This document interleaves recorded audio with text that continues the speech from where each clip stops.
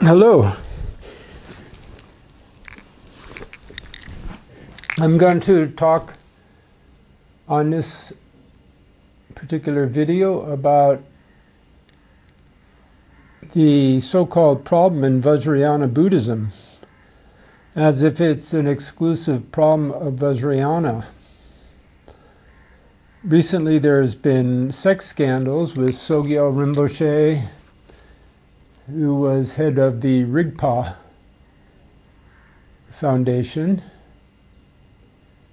Institute, whatnot.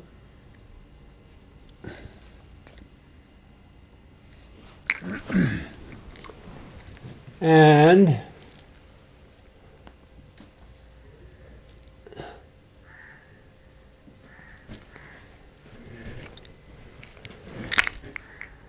how's that? Does that look better? Okay. Continue. This is a one-man show. So these are just some of my reflections on this. I wrote an article on it, a couple of them actually, and I'm going to recap some of that and go into new territory. I'd like to begin by summarizing what's going on.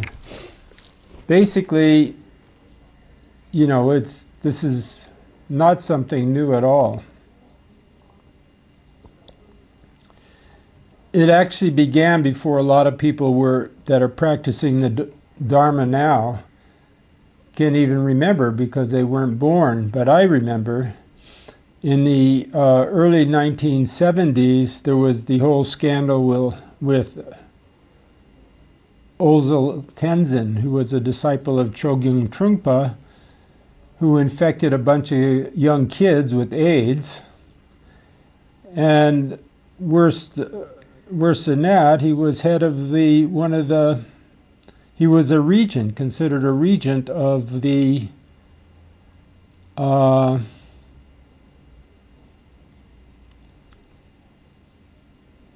Tail of the Tiger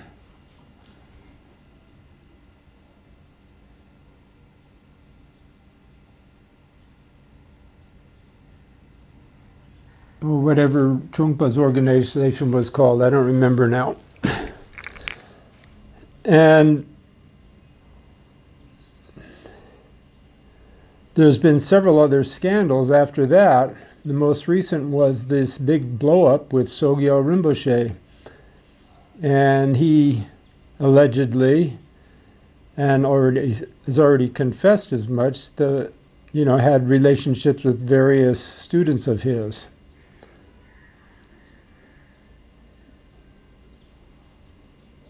And Vajrayana, of course, is the so-called crazy wisdom path, the path where everything goes.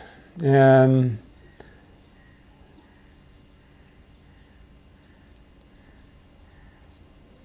the teacher-disciple relationship is everything, and anything, when the teacher and the disciple take vows, everything is okay. So this is just the way it is with Vajrayana.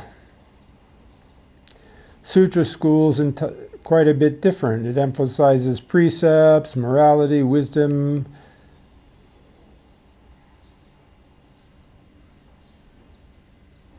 discipline, and so forth.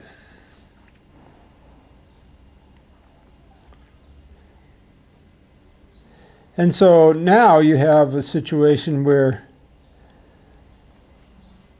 people are criticizing the Vajrayana and saying, oh, well, this school of Buddhism is terrible because it's okay to drink and carry on and go wild as long as you're practicing your Vajrayana visualization and you're acting in accordance with your own intuitions and so forth. The crazy wisdom. But what kind of criticism is this? Is there really any basis for it? Because If you look at the Sutra school, or just take a look at Christianity, where you have such a strong emphasis on moral behavior and living upright and so forth, and then also the Sutra school, to blame Vajrayana on the basis of its path is patently absurd. It has nothing to do with the path of Vajrayana, so to speak. There's nothing that's happening in Vajrayana right now that's not happening in the Sutra school or in the Christianity. And they have so much more discipline, or shall I say worldly conventional discipline, than the Vajrayana. The truth of the matter is the Vajrayana has much stricter disciplines and is much more difficult to keep Vajrayana precepts than Sutra school precepts, Bodhisattva precepts, or Christian precepts. So the precepts are just different. They're more advanced. They have to do with practice and the practice taking the result as the basis of practice.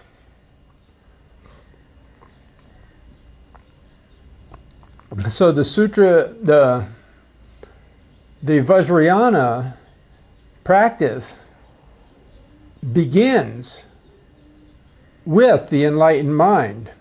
Its target is not the enlightened mind. Its practice is based on the enlightened mind. The result.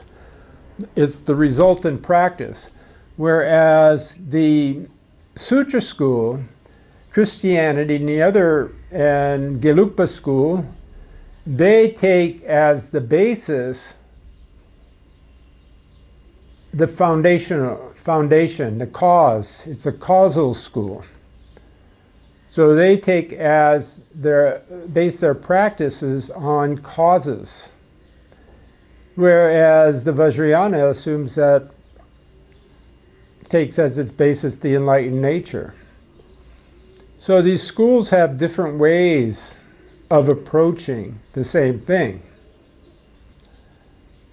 And because of this, because the Vajrayana takes as its basis the enlightened mind and practices taking oneself as an enlightened Buddha and visualizing oneself as already enlightened, the vows that are involved, the disciplines that are involved are much, much more difficult to keep. And the potential for going astray if one breaks them is much more severe. If one breaks one's Vajrayana vows and samayas with one's teacher and one's teaching, instructions, then the offenses are much more dire and the consequences are terrifying. You fall right into the Vajra hells and you'll be very lucky to ever get out. Whereas the Sutra school and the Bodhisattva path, this is not to say that the Vajrayana is not part of the Bodhisattva. It doesn't take Bodhisattva's vows, they do, but they don't, their basis is a little bit different. So the Christian path, the Sutra school path, and various aspects of the Mahayana, so to speak, path, are causally based, and vows and precepts are causal. No lying, killing, stealing, sexual misconduct, and so forth, taking intoxicants. So if we break any of these vows, we can repent and everything goes all right. But if a Vajrayana practitioner breaks the samayas, it's much more serious.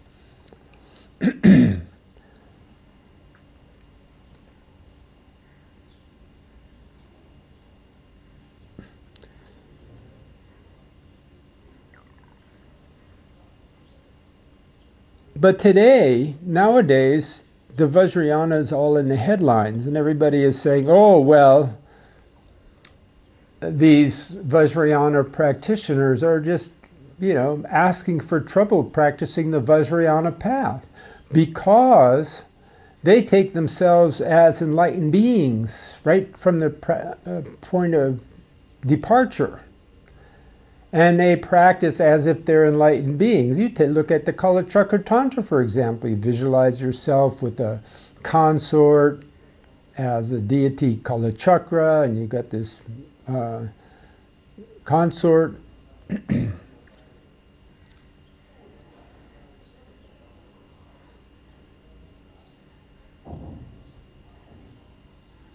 Or Padmasambhava, which is Shogyal, and you visualize yourself in this kind of forms.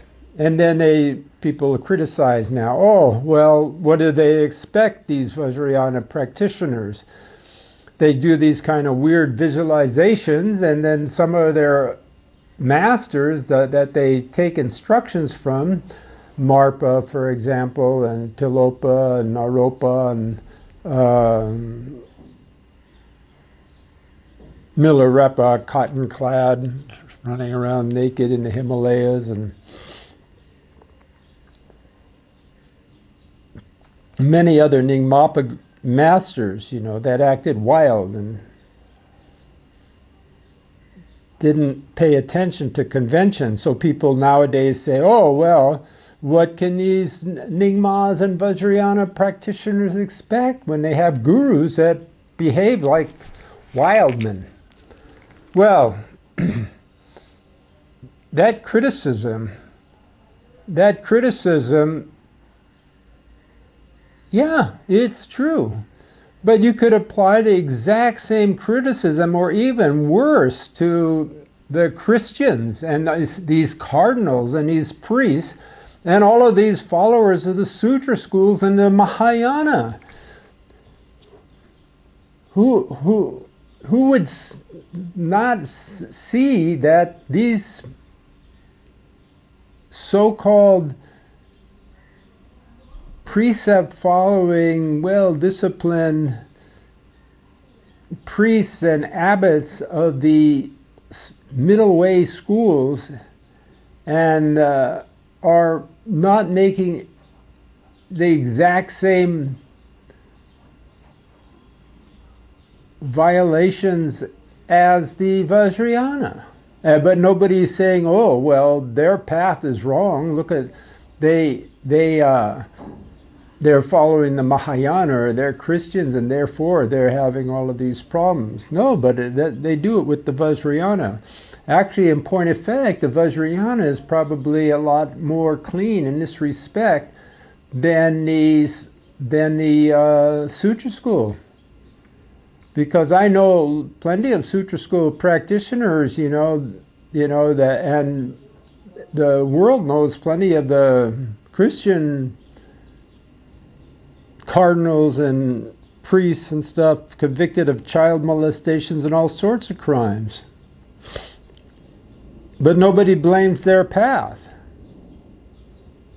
They blame the individual, but in the case of Vajrayana, they blame the path. This is really narrow-minded and stupid. It has nothing to do about the path. It has how one applies oneself to the path. There's certainly not anything more in Vajrayana that's going to lead to perversion than there is in the Sutra school or the Christian path. It's how the individual applies himself. And so we shouldn't blame the path. We shouldn't blame Vajrayana for all the ills of the people that are misbehaving. Worse yet, people are blaming the Buddha. Well, this is really stupid. I mean,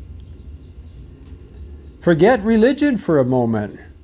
Forget Dharma. Forget Vajrayana, Sutra school, or Christianity or Catholic. Look out in the world. And ask yourself, all of these people that are imprisoning children, raping people on buses and elevators and in the street, gang raping, pedophilia,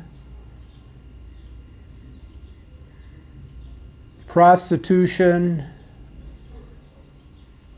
all the ills of this world regarding sex and abuse to human beings, human trafficking and so forth. Forget religion for a moment. Look at how much of it's going on. Who are you going to blame? For the most part, all of it's that's happening in the world, as far as perversion goes, has nothing at all to do with religion, because the people don't profess any religion. The violators don't pretend to be Buddhist, Christian, or anything else. The majority is not affiliated with any religion. And those that are probably one tiny percent, 4 or 5%, who knows? But as soon as a Buddhist or a priest sticks his hand down somebody's pants, it's big news, and they're blaming Buddhism or Christianity. Where does the blame lie? It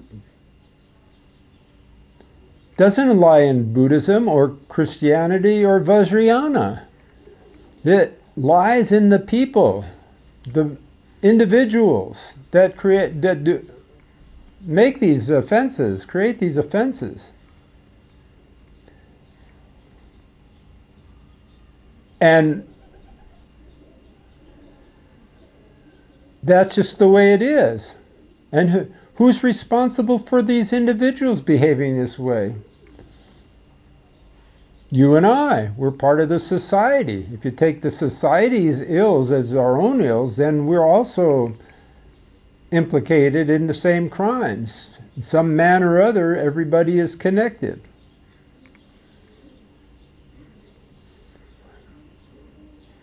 So we should not think that molestation and rape and abusing others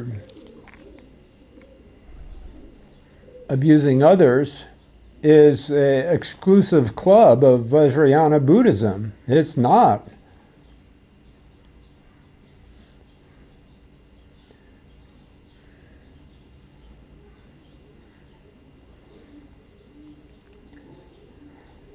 And then look who points the finger. You have some disciple of a teacher that's been a disciple for 20 years and been getting raped for 19 of them on a monthly basis and keeps going back for teachings. I mean, what's upside down here? There's no complicity on the part of the student?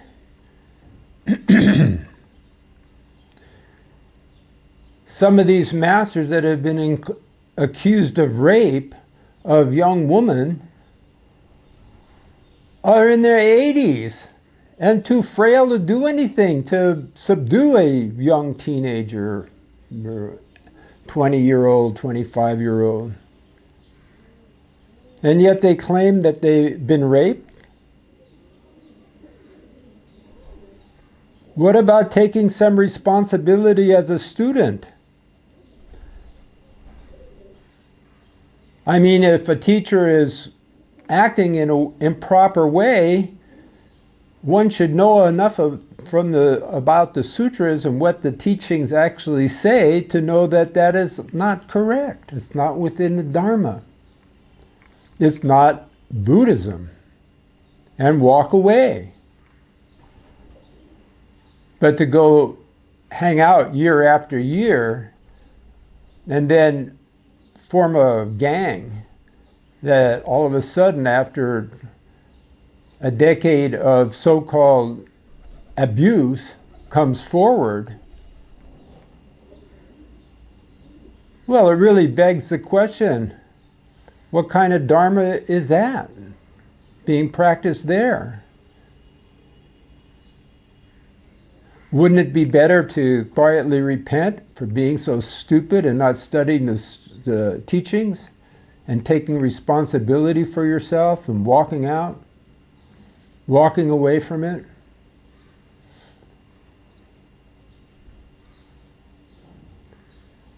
But no, just the opposite. The students go back and they say, "Well, I'm totally innocent. The teacher violated me." Yeah, it's true that I've been going to that same teacher every week for 2 decades now, but enough is enough. Each individual has to take responsibility somewhere for his own or her own mistakes. And pointing the finger isn't taking responsibility.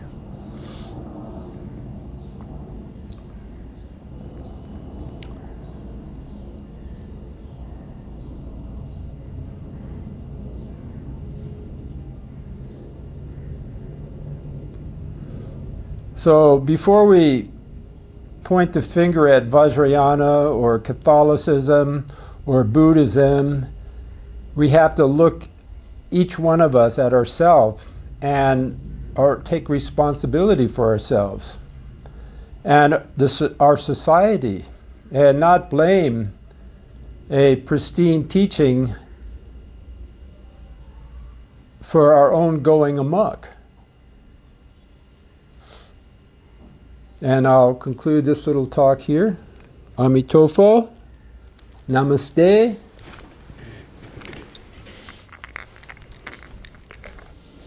Bye-bye.